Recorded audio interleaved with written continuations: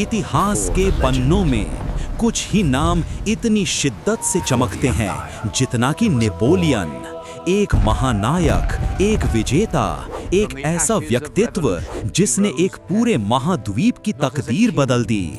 लेकिन इस किंवदंती से पहले, इस साम्राज्य से पहले एक लड़का था जिसका जन्म एक छोटे से बीहड़ द्वीप पर हुआ था और उसकी किस्मत में एक बहुत बड़ा मंच लिखा था। 15 अगस्त 1769 कोर्सिका, एक ऐसी धरती जो अपनी आज़ादी के लिए जानी जाती थी, पर हाल ही में उसे फ्रांस को सौंप दिया गया था। यहीं इस नए कब्जे वाले इलाके के जोश के बीच नेपोलियन बोनापार्ट ने अपनी पहली सांस ली। कई बच्चों में से एक, उसका शुरुआती जीवन अपने परिवार के मामूली कुलीन वर्ग और उनके नए फ्रांसीसी शासकों के प्रति एक दबी हुई नफरत के बीच बीता। महज 9 साल की उम्र में नेपोलियन को फ्रांस के एक मिलिट्री स्कूल में भेज दिया गया। वो एक बाहरी लड़का था जिसका लहजा कोर्सिकन था। उसे मजाक और अकेलेपन का सामना करना पड़ा, लेकिन इन्हीं दीवारों के बीच उसकी असाधारण बुद्धि खिलने लगी। उसने इतिहास, गणित और सैन्य रणनीति की किताबें ऐसे पढ़ीं जैसे कोई प्यासा पानी पीता है। वो ज्ञान की खोज में सुकून और मकसद तलाश रहा था। एक ऐसा रणनीतिक दिमाग तैयार हो रहा था जो एक दिन दुनिया को हिलाकर रख देने वाला था। 1780 के दशक के अंत में फ्रांस में क्रांति की हवाएं चली। ये एक ऐसा भूचाल था जिसने सदियों की राजशाही को उखाड़ फेंका और अभूतपूर्व अराजकता और अवसरों के युग की शुरुआत की। नेपोलियन जैसे एक युवा महत्वाकांक्षी तोपखाने के अधिकारी के लिए ये क्रांति सिर्फ एक राजनीतिक उथल-पुथल नहीं थी, बल्कि तरक्की का एक निजी रास्ता थी। उसका पल 1793 में टूलान की घेराबंदी में आया। अपनी साहसिक रणनीति और शानदार निष्पादन के साथ उसने उस तोपखाने का नेतृत्व किया जिसने ब्रिटिश सेनाओं को खदेड़ दिया। इस जीत ने उसे न केवल ब्रिगेडियर जनरल के पद पर पहुंचाया, बल्कि उसे फ्रांस की सत्तारूढ़ डायरेक्टरी की नजरों में भी ला दिया। वो एक उभरता हुआ सितारा था जिसका नाम सत्ता के गलियारों में लिया जाने लगा था। क्रांति के बाद के पेरिस की रौनक के बीच उसकी मुलाकात जोसेफीन डी ब्यूहार्निस से हुई, एक आकर्षक विधवा जिसका अतीत उथल-पुथल भरा था। उनका तूफानी रोमांस और शादी जुनून और राजनीतिक महत्वाकांक्षा का एक मिला-जुला रूप थी। यह एक ऐसा मिलन था जिसने उनकी किस्मत को एक दूसरे से हमेशा के लिए जोड़ दिया। 1796-97 के इतालवी अभियानों ने उसकी किंवदंती को मजबूत कर दिया। एक फटे हाल और कम साजो सामान वाली सेना के साथ उसने बार बार बेहतर ऑस्ट्रियाई सेनाओं का सामना किया और उन्हें हराया। उसकी बिजली सी तेज चालें, अपने सैनिकों को प्रेरित करने की उसकी क्षमता और उसकी रणनीतिक प्रतिभा, सब कुछ एक किंवदंती बन गई। वो सिर्फ लड़ाई नहीं जीत रहा था, वो युद्ध के नियम दोबारा लिख रहा था। अगला कदम मिस्र का एक दुस्साहसी अभियान। यह भारत के लिए ब्रिटिश व्यापार मार्गों को बाधित करने और एक महान व्यक्ति के रूप में अपनी छवि को और मजबूत करने के लिए तैयार किया गया एक उपक्रम था। हालांकि सैन्य रूप से यह एक गतिरोध पर खत्म हुआ, लेकिन इस अभियान ने नेपोलियन की बौद्धिक जिज्ञासा को भी दिखाया, जिसने विद्वानों और वैज्ञानिकों को उस प्राचीन भूमि का अध्ययन करने के लिए प्रेरित किया। जब वो फ्रांस लौटा तो देश अभी भी राजनीतिक अस्थिरता से जूझ रहा था। नेपोलियन ने 1799 में एक तेज और निर्णायक तख्ता पलट की रचना की। डायरेक्टरी को उखाड़ फेंका गया और उसकी जगह वाणिज्य दूतावास की स्थापना की गई, जिसमें नेपोलियन प्रथम कौंसल के रूप में सबसे ऊपर था। जिस क्रांति ने स्वतंत्रता, समानता और बंधुत्व का वादा किया था, उसकी किस्मत अब एक आदमी के हाथ में थी। 5 साल बाद नोट्रे डेम कैथेड्रल में एक अभूतपूर्व भव्य समारोह में नेपोलियन ने खुद को फ्रांसीसी सम्राट का ताज पहनाया। ये एक प्रतीकात्मक कार्य था जो यह दर्शाता था कि उसकी शक्ति किसी दैवीय अधिकार से नहीं बल्कि उसकी अपनी इच्छा और लोगों की इच्छा से उपजी थी।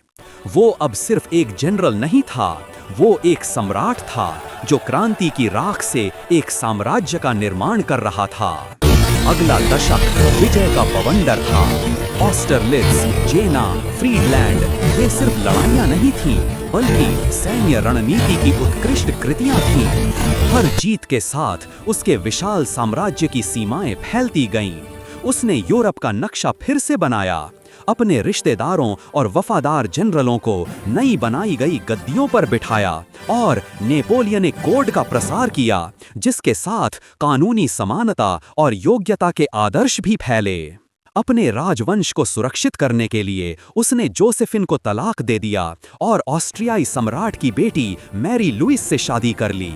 ये एक रणनीतिक गठबंधन था जो एक नया उत्तराधिकारी लेकर आया, एक बेटा नेपोलियन द्वितीय जिसने उसके शाही वंश की निरंतरता सुनिश्चित की।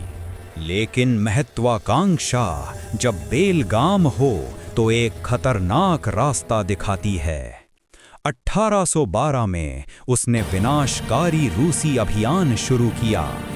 विशाल दूरियां, रूसियों की सब जला दो की रणनीति और क्रूर सर्दियों ने उसकी ग्रैंड आर्मी को तबाह कर दिया। ये एक विनाशकारी वापसी थी, एक ऐसा घाव जिससे उसका साम्राज्य कभी भी पूरी तरह से उभर नहीं पाया। उसकी कमजोरी से उत्साहित होकर यूरोपीय शक्तियों का एक गठबंधन उसके खिलाफ एकजुट हो गया। लाइप्जिग की लड़ाई, जिसे राष्ट्रों की लड़ाई भी कहा जाता है, एक करारी हार थी। पेरिस गिर गया और 1814 में नेपोलियन को सिंहासन छोड़ने के लिए मजबूर होना पड़ा। उसे भूमध्य सागर के एक छोटे से द्वीप एल्बा में निर्वासित कर दिया गया। बहुतों का मानना था कि उसका शासन समाप्त हो गया था, लेकिन नेपोलियन किस्मत के आगे घुटने टेकने वाला इंसान नहीं था। 1 साल से भी कम समय में वो भाग निकला। फ्रांस के तटों पर उतरकर उसने पेरिस की ओर कूच किया। हर कदम पर वफादारों की एक सेना जमा करता गया।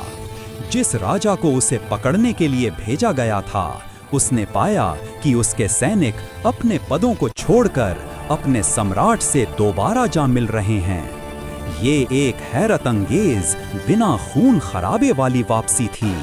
100 दिनों का दौर शुरू हो चुका था। अंतिम अध्याय जून 1815 में वॉटरलू के कीचड़ भरे खेतों में सामने आया। वेलिंगटन और ब्लूचर की संयुक्त सेनाओं का सामना करते हुए नेपोलियन अपनी जानी पहचानी प्रतिभा के साथ लड़ा, लेकिन ये काफी नहीं था। एक अकेली निर्णायक हार जिसने उसके असाधारण करियर को समाप्त कर दिया। इस बार उसका निर्वासन फ्रांस से हजारों मील दूर दराज के द्वीप सेंट हेलेना में हुआ। वहां अंग्रेजों की कड़ी निगरानी में उसका स्वास्थ्य बिगड़ता गया। कुदरत की वो जीती जागती न रुकने वाली ताकत धीरे धीरे मुरझा गई।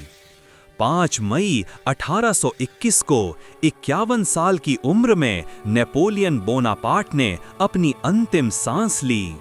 उसकी मौत का कारण आज भी बहस का विषय है, लेकिन उसकी विरासत निर्विवाद थी और आज भी है। फ्रांस और यूरोप पर उसका प्रभाव गहरा था। उसने कानूनों को आधुनिक बनाया, प्रशासन में सुधार किया, बैंक ऑफ फ्रांस की स्थापना की और क्रांति के आदर्शों का प्रसार किया। भले ही ये सब उसके अपने तानाशाही शासन के तहत हुआ हो। वो एक विरोधाभास था, एक मुक्तिदाता और एक अत्याचारी, एक प्रतिभाशाली दिमाग और एक विनाशकारी खामी। नेपोलियन बोनापार्ट एक ऐसा नाम जो इतिहास के ताने बाने में रचा बसा है। एक ऐसा जीवन जो इतनी तेजी से जिया गया, इतनी चमक से जला कि उसने अपने आसपास की धरती को झुलसा दिया। वो प्रकृति की एक शक्ति था, एक ऐसा व्यक्ति जिसने एक साम्राज्य का सपना देखने की हिम्मत की और एक शानदार उथल-पुथल भरे दौर के लिए उस सपने को हकीकत में बदल दिया। उसकी कहानी हमें याद दिलाती है कि सबसे महान इंसान भी अंततः किस्मत की लहरों के अधीन होते हैं और उनकी महत्वाकांक्षा की गूंज सदियों तक सुनाई दे सकती है।